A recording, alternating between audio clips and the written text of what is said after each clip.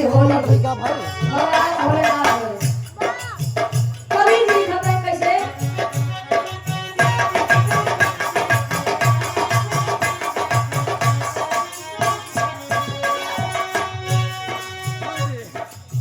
यार भगवान भोलेनाथ जी कैलाश पर्वत पे बैठा है वृंदावन में कन्हैया जी रास रचावत है यार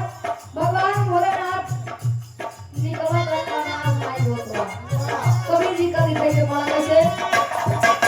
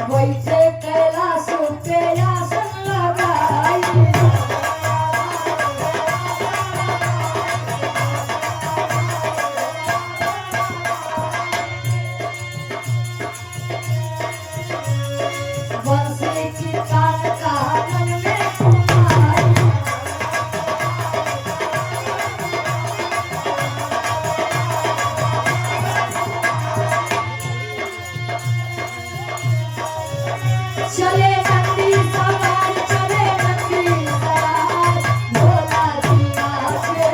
मतवाला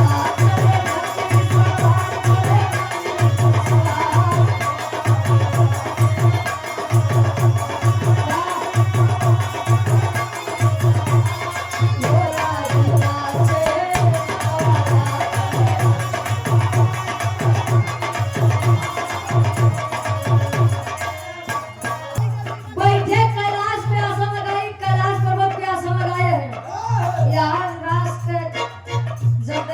भगवान भोलेनाथ के कान में बंसी के मधुर ध्वनि में तो भगवान भोलेनाथ कह सती अब बर्दाश्त नहीं बा देखा का कितना बढ़िया दृश्य देखा हुआ यार से कैलाश पर्वत से आनंद लेते हैं कैसे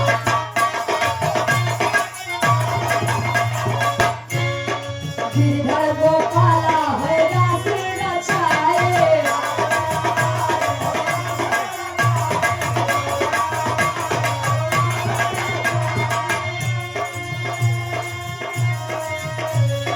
मुरली मधुर वृंदावन बजाए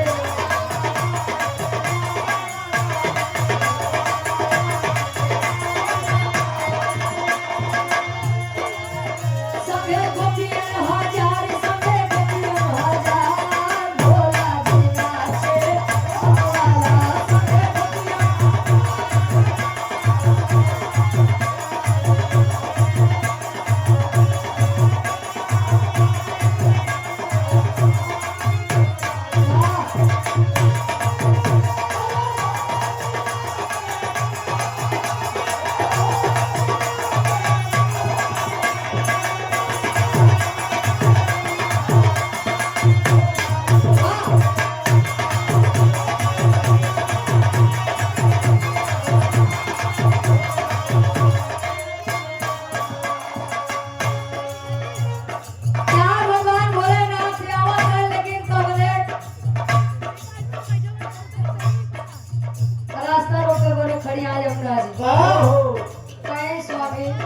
अंदर जाए बड़े वंचित बा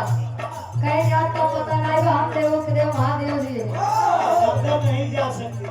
कहीं चाहिए जो हो लेकिन अंदर जाने की अनुमति नहीं है कहीं काहे बड़े कहीं मसीह देव सिर्फ नारी है नारी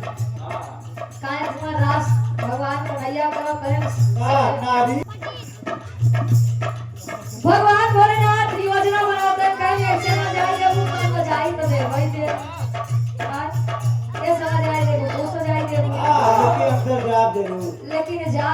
जरूर वाह भगवान भोलेनाथ करत है का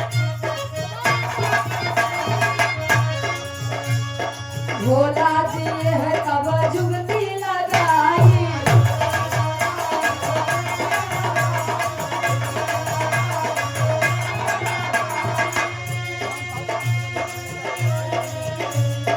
नारी के रूपवाली में है बनाई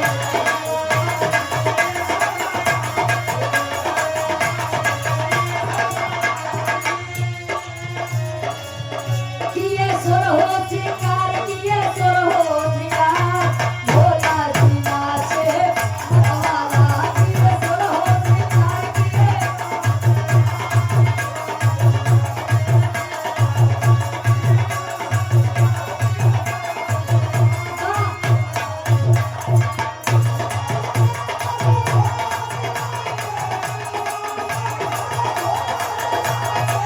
किए सुर हो शिकार किए सुर हो शिकार भोला जी नाचे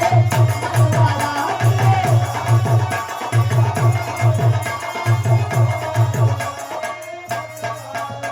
भगवान शंकर जी ले नारी के रूप बनाई थे सोलहो श्रृंगार कई के अब रास लीला में पहुंचत जब पहुंचत धीरे धीरे यार नृत्य होत बा आ नृत्य करत करत मगन होई के भगवान भोलेनाथ जाई के कन्हैया जी लगे पहुंचे वाह जब कन्हैया जी लगे पहुंचे तो कन्हैया जी गौर से देखे वाह स्वामी ये गजब चीज है ए नाथ ओहो कहाँ गए कबीर जी कैसे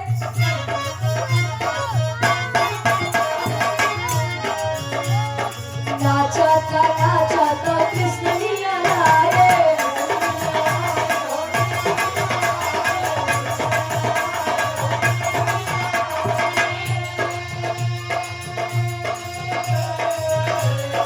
गोपी बने भोला के पहिचाने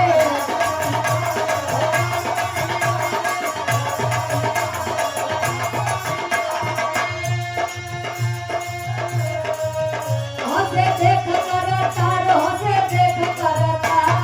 भोला जी नाचे मतवाला हंसे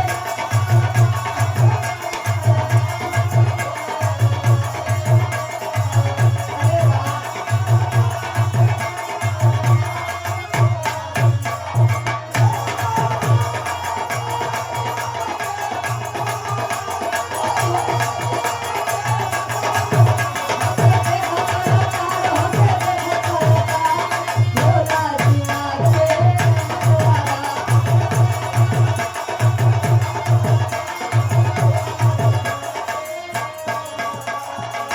कन्हैया जी लगे जब शंकर जी पहुंचे तब कहे का नाथ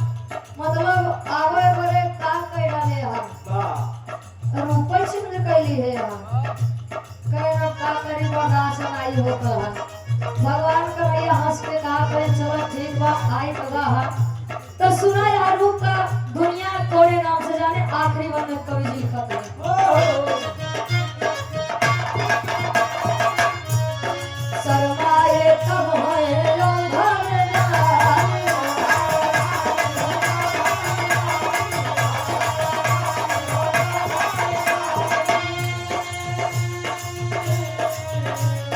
माधव भोले मधुरी बाए।